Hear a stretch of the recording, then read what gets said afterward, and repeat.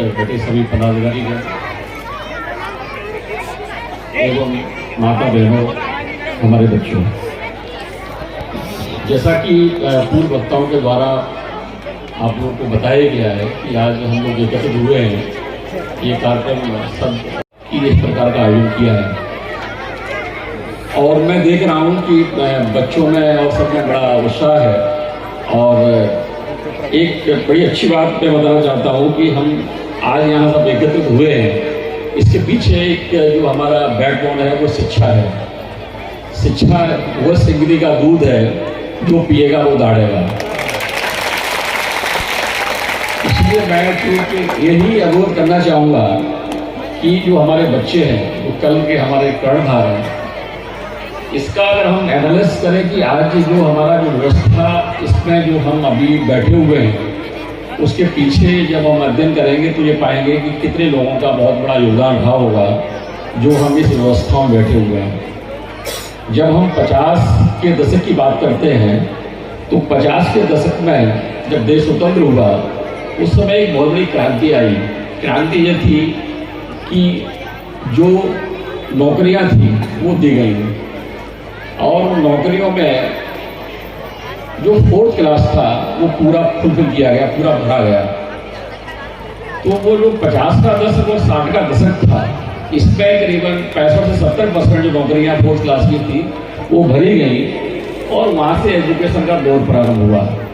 तो जिन जो गार्जियन को जो 4th क्लास की नौकरी मिली, तो उन्होंने सबसे पहले एक अच्छा काम किया, अपने बच्चों को पढ़ाया।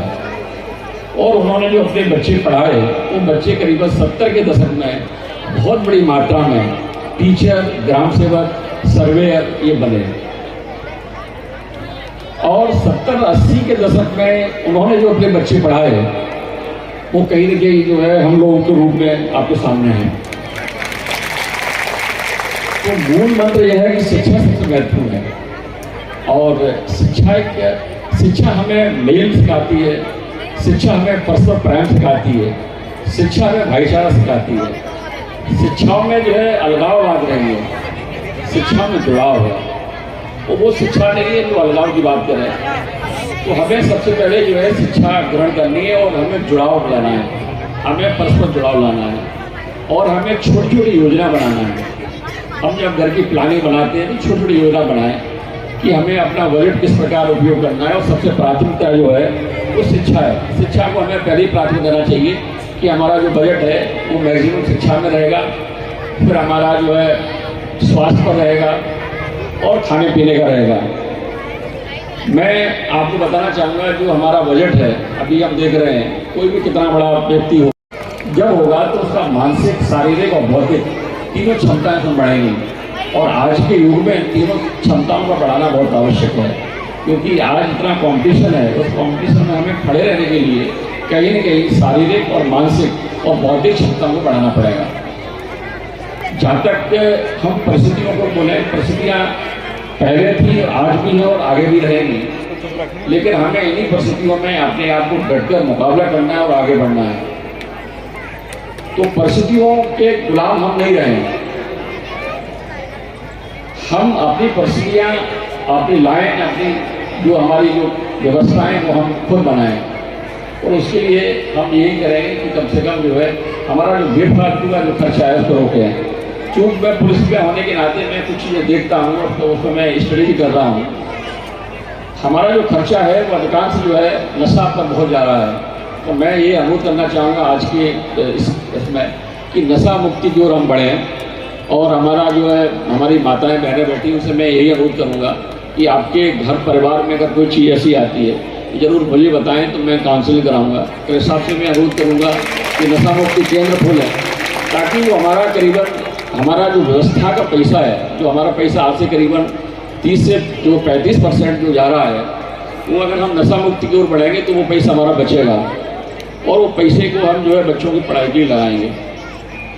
आज मैं चूँकि मैं साधुवाद व्यवस्था को देना चाहूँगा कि उनके पदस्थ रहने पर यहाँ आपके जितने छात्रावास हैं, स्कूल है, उन्होंने खुद भ्रमण किया है, और वो स्वयं देख रहे हैं कि क्योंकि हमारे लिए सबसे महत्वपूर्ण पूंजी जो है वो आप है। क्योंकि आज जो बच्चा हमारा स्कूल जा रहा है, अगर वो मानसिक रूप से स्वस्थ नहीं होगा, शारीरिक रूप से स्वस्थ नहीं होगा, ये नैतिक जिम्मेदारी हम सब लोगों की है कि जो हमारी पीढ़ी, आने वाली पीढ़ी है, वो आगे कैसे बढ़े। क्योंकि सबसे बड़ा जो आज का जो ज्वलंत समस्या है, आज की ज्वलंत समस्या क्या है, पहले जो होता रहा, लेकिन आज जो हमारी नई सब्जेक्ट क्या जुड़ गए हैं। आज नया सब्जेक्ट जुड़ा है कि SC/ST की स्थिति कैसी है। आज नया सब्जेक्ट जुड़ा है कि जेंडर में जो प्रॉब्लम आ रही है वो थर्ड जेंडर को भी आना चाहिए, दिव्यांगों को भी सोचना चाहिए। आज हमारे सब्जेक्ट बढ़ गए हैं, पुराने समय में जो रहा, लेकिन आज हमारे नए सब्जेक्ट जो है वो चिंतन के लिए हमारे बीच में है। दिव्यांगों के लिए हमें क्या करना चाहिए, हमारा जो कमज़ोर वर्ग है उसके लिए हमें क्या करना चाहिए, हमारी जो महिलाएं हैं उनकी सशक्तिकरण के लिए क्या होना चाहिए। ये ज्वलंत समस्या है। ज्वलंत समस्या के लिए हम आपके बीच में ये प्रश्न छोड़ते हैं कि हम लोग अध्ययन करें कि महिलाओं की स्थिति कैसे सुधारी जाए, क्योंकि महिलाओं का स्वस्थ होना हमारे लिए आवश्यक है। क्योंकि अगर स्वस्थ रहेंगे तो स्वस्थ जो है जनरेशन को लाएंगे। जब स्वस्थ जनरेशन आएगी तो कहीं ना कहीं हम अच्छे समाज की परिकल्पना करते हैं। समाज बनता कैसे, समाज में जो व्यवस्था है वो कैसे बनती है।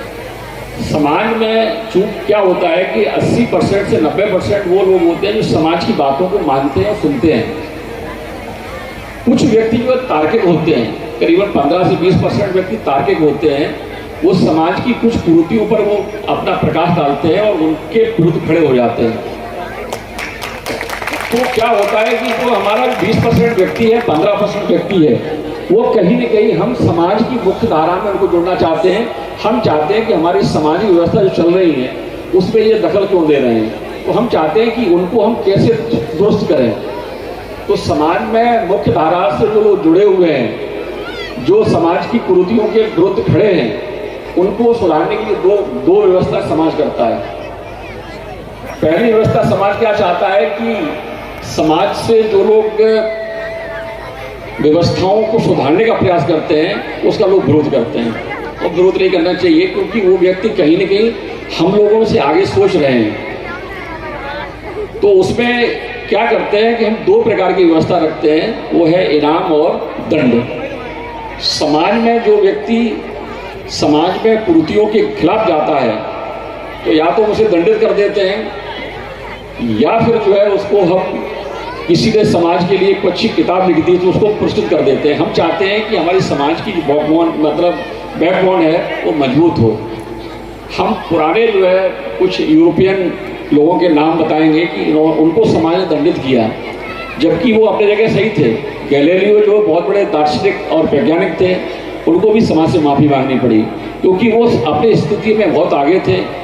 कोपरनिकस बहुत बड़े वैज्ञानिक थे। इन्होंने पहले बार, कोपरनिकस का नाम आप लोग सुना होगा, तो बच्चे हमारे पढ़ रहे हैं। कोपरनिकस पहला एक वैज्ञानिक था जिसने ये सिद्ध किया कि सूर्य जो है वो स्थिर है, पृथ्वी जो है वो सूर्य का चक्कर लगाती है। पहला वैज्ञानिक था जिसने शो किया। इस पर भारी विरोध हुआ उसका, क्योंकि हमारा ये मानना था, जो हमारा वेस्टर्न जो सिस्टम था, जो हमारी ईसाइयत थी, वो ये इनका सोच था कि पृथ्वी एक बहुत बड़ा हमारा जो है महाद्वीप है, और इस पर जो है जो व्यक्ति आता है वो महान होता है। तो कोपरनिकस ने पहले ये सिद्ध किया कि पृथ्वी बहुत छोटा है और पृथ्वी जो है सूर्य का चक्कर लगाती है। भारी लोगों ने विरोध किया। न्यूटन का लोगों ने बहुत विरोध भेजा, क्योंकि हमारे पास एक ही शस्त्र है जिसके माध्यम से हम तो युद्ध लड़ सकते हैं, वो है शिक्षा। तो जब शिक्षा रहेगी तो हम बहुत कुछ कर पाएंगे। अब हमें आता है सहिष्णुता, मतलब सहनशीलता जो है, सहिष्णुता हमारे लिए बहुत इम्पोर्टेंट है। अभी हम देख रहे हैं कि हमारे पास जो झगड़े आते हैं, छोटी छोटी चीज़ों में झगड़ रहे हैं लोग।